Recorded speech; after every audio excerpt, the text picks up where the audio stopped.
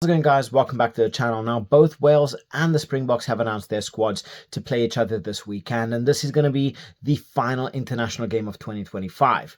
But because this game falls outside of World Rugby's international window, both teams have had to release a vast majority of players, leaving both squads heavily weakened. And unfortunately, Wales got the harder hit. So I'd love to hear what your thoughts are. What's your score prediction? Drop it in the comment section below, and let's get into it.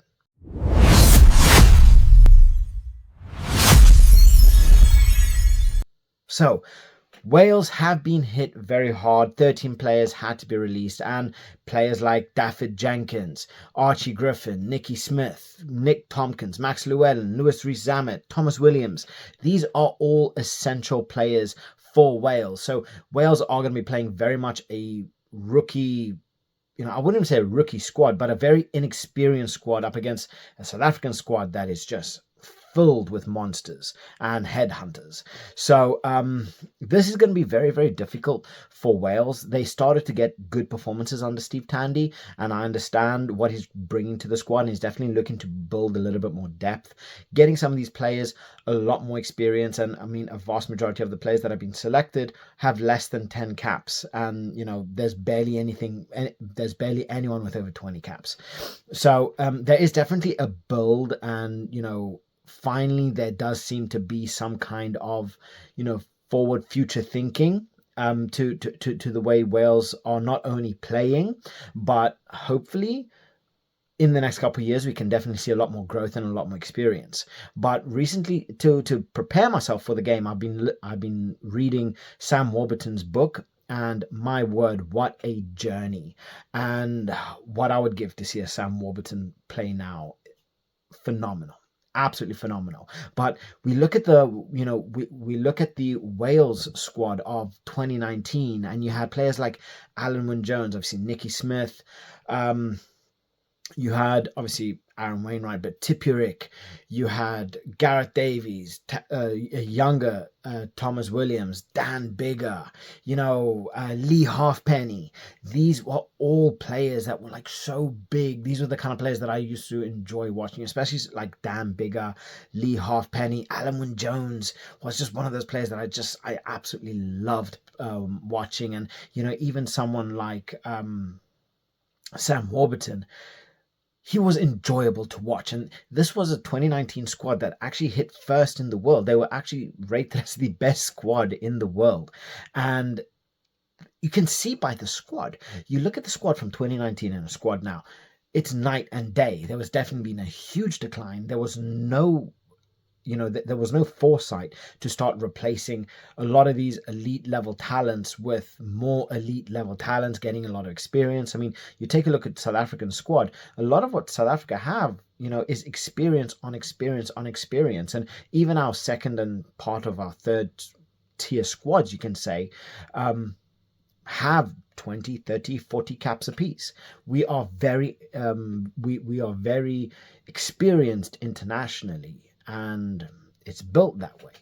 So 2019 Wales comparing to a 2025 Wales that hit 14th place in World Rugby is night and day. They have definitely taken a huge turn, but hopefully we're starting to see good signs. We've seen the way Wales played up against the All Blacks in the first half. That was absolutely amazing. But again, it comes down to experience. It comes down to playing as a squad. Tandy's definitely getting the best out of them. And I said this when Tandy was appointed.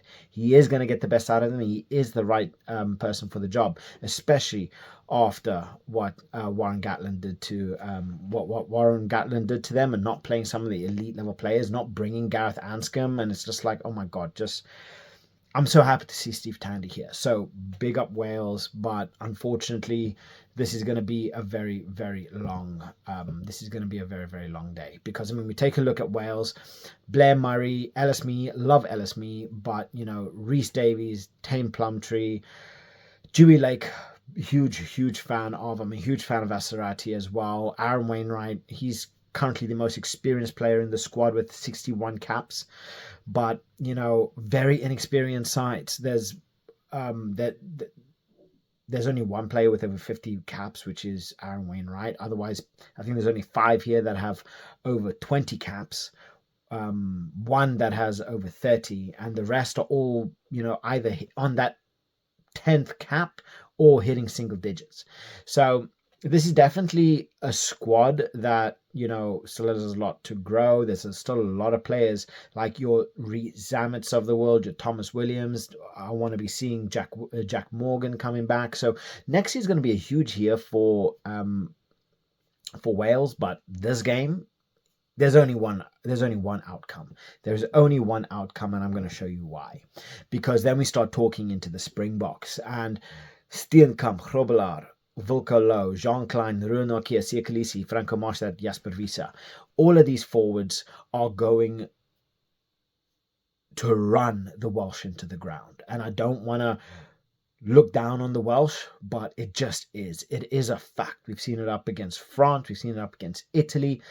This isn't even our strongest squad, but yet I know what the outcome's going to be. It's going to be 40 minutes of scrummaging. It's going to be 40 minutes of lineouts, 40 minutes of mauls, and the Welsh are not going to want to come on for the second half, because the 45th minute is going to come on. Then Bongi's going to come, Porten, Nklabakanye, Eben Etzebeth, Marco van Staden, Ben Jason Dixon, and Kwagga Smith, our 7 forwards in our 7-1 split. They are going to come on. And then the Welsh are going to cry, because there isn't a human being on planet Earth who's going to want to scrum. He's going to want to fight for his life for 45 minutes just to see a fully fit, healthy, soul snatcher, pride taker, enforcer, monster of just like epicness come on the field at almost 7 foot tall.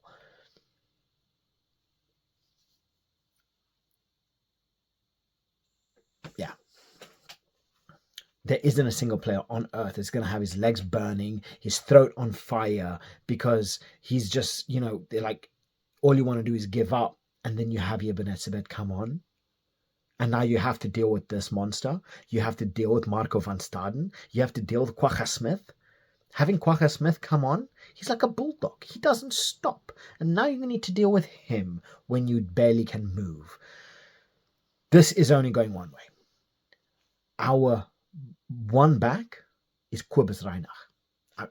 Our 9 is our one back. And do you know why?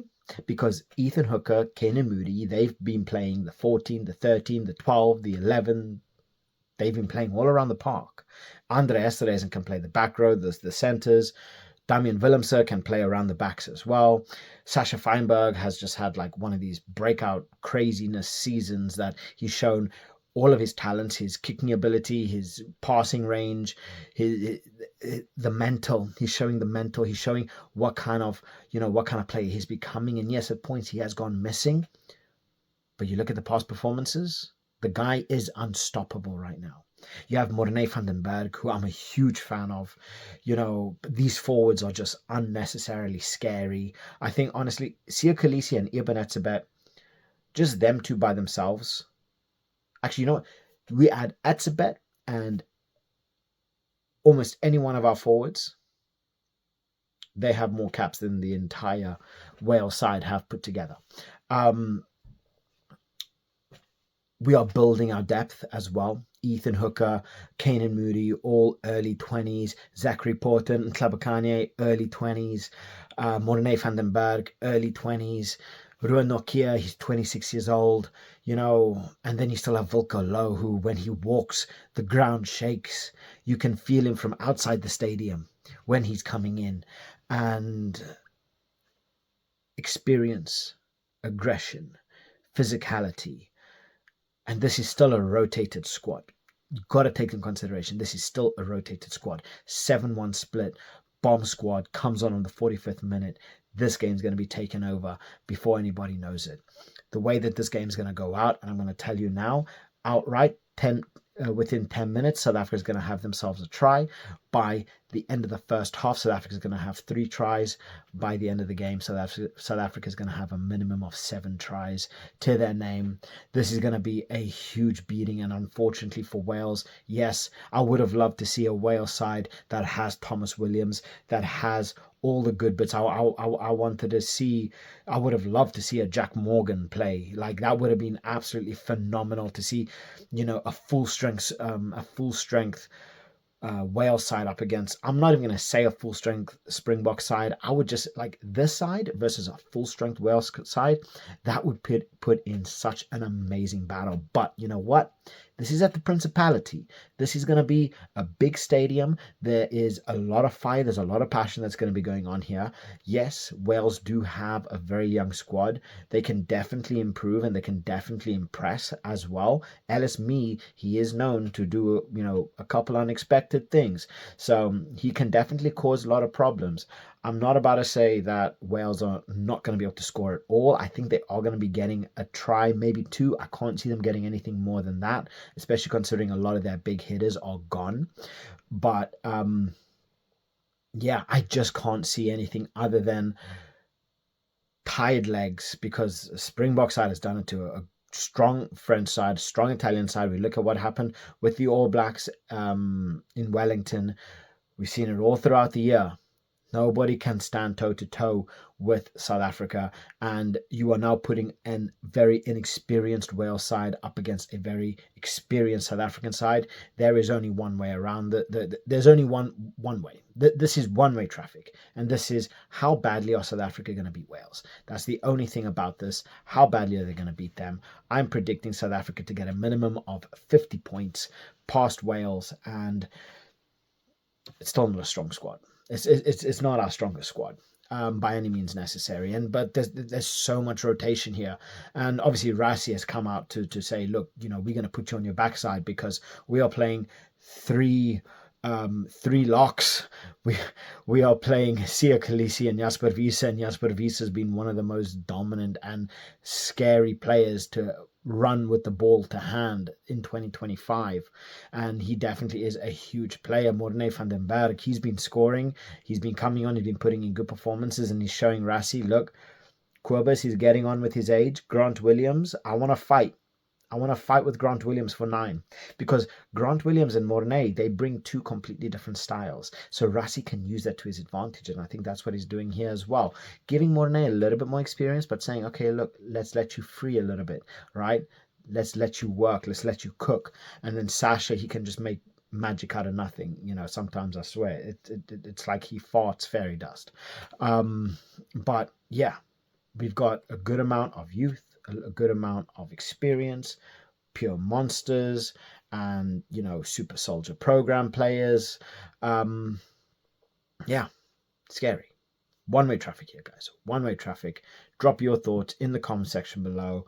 I can't see anything other than Wales being sent to a corner and crying for the next week until they recover from this beating. So drop your thoughts in the comment section below, like and subscribe, and I'll catch you guys later.